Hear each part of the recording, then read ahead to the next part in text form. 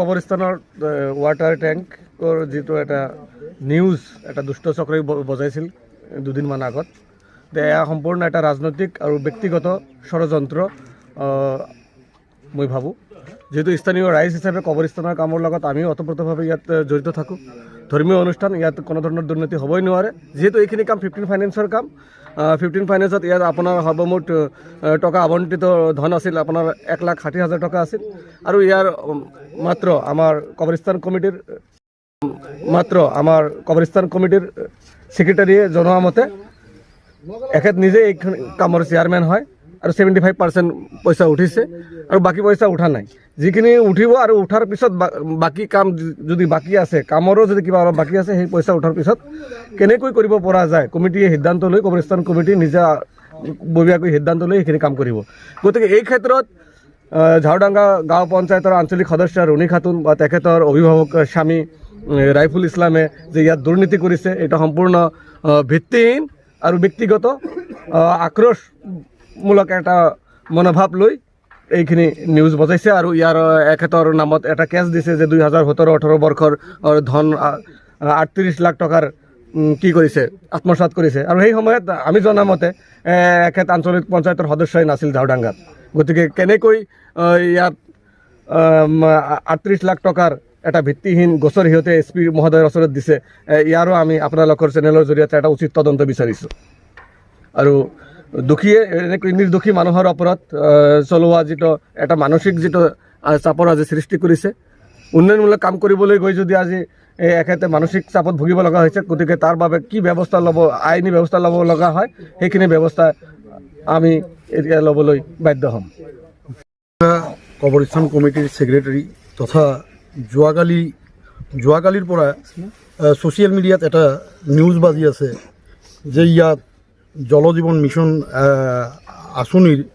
আঁচনিৰ অধীনত এটা কিবা কাম হৈছে এই নিউজটোত আমি পাই আছোঁ যে কামখিনি এজ পাৰ ইষ্টিমেট মতে হোৱা নাই এতিয়া মই যিহেতু এই কবৰস্থান কমিটিৰ সেক্ৰেটাৰী প্লাছ এই কামখিনিৰ চেয়াৰমেন গতিকে মই মোৰ সময়ছোৱাত এই কামখিনি মই নিজে থাকি কৰিছোঁ এজ পাৰ ইষ্টিমেট কামখিনি হৈছে আৰু ইয়াত অলপ অসুবিধা আছে যেনেকুৱা চালে আপোনালোকে গম পাব আমি ফিল্টাৰটো লগোৱা নাই ফিল্টাৰটো ভিতৰতে আছে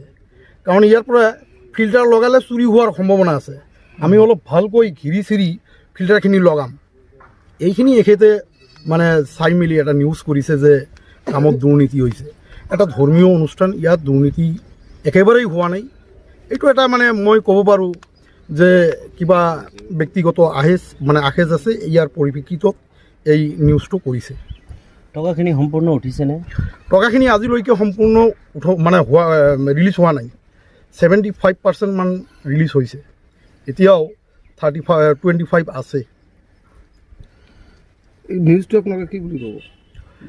নিউজটো এটা মানে মই ক'লোঁ ব্যক্তিগত কিবা আহেজ আছে আমাৰ সংবাদ মাধ্যমত আমাৰ ঝাউডাঙ্গা কবৰস্থানৰ উন্নয়নমূলক কাম সম্পৰ্কে এটা সংবাদ পৰিৱেশন কৰিছিলে নিউজ চেনেলে ইয়াৰ প্ৰতিক্ৰিয়া স্বৰূপ আজি আমি স্থানীয় ৰাইজ আমি ঝাউডাঙ্গা কবৰস্থানৰ কমিটি আজি আমাৰ স্পষ্টীকৰণখন দিয়াৰ কাৰণে এই সংবাদমেলৰ আয়োজন কৰা হৈছে সাংবাদিকসকলক আহ্বান কৰা হৈছে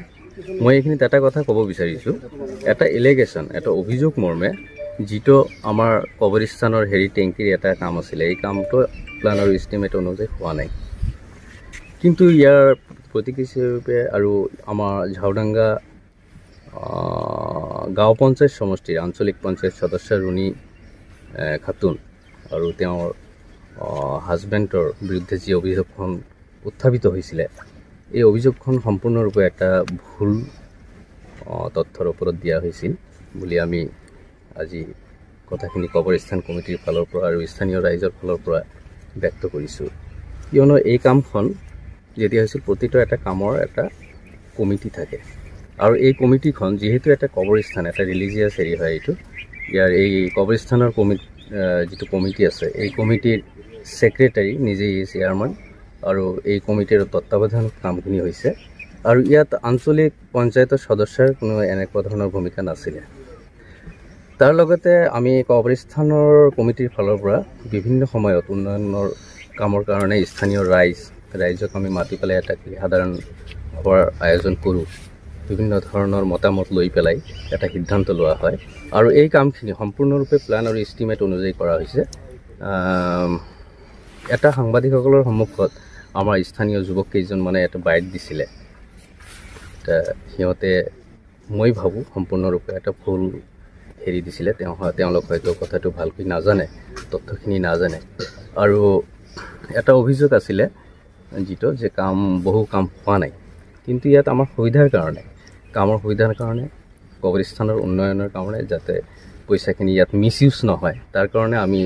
যিটো হেৰি কমিটি আছিলে এটা সিদ্ধান্ত লৈছিলোঁ। আপোনালোকৰ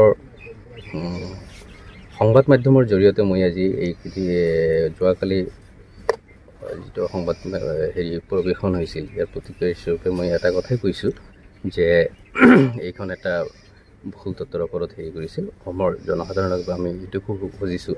যে ইয়াত কোনো ধৰণৰ দুৰ্নীতি হোৱা নাই আৰু কাম কাজ শেষ হোৱাৰ পিছত অলপ চলপ পইচা ৰেহাই হোৱাটো স্বাভাৱিক, এইটো সকলোতে হয়। আৰু এই পইচাখিনিও মানে সম্পূৰ্ণৰূপে উঠাৰ পিছত কবৰস্থানক এইটো দান কৰা হ'ব বুলি এটা কথা বতৰা হৈ গৈছে। আমি এই অপেক্ষাতে আছোঁ আৰু এই সময়তে এই সংবাদখন পৰিৱেশন হৈছিলে। আমাৰ ঝাৰডাংগা কবৰস্থানৰ ছেক্ৰেটাৰী ইয়াত আছে, প্লাছ কামখনৰ চেয়াৰমেন হয় তেওঁ নিজৰ বক্তব্যখিনি আপোনালোকৰ সন্মুখত দাঙি ধৰিব।